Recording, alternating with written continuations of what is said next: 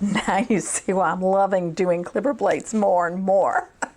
Oh, I never used to get that good of results. I've simplified it and try not to get overwhelmed. And those are ones that didn't cut before. We only did 3 strokes. We didn't go really crazy with them. I think I was overdoing them before.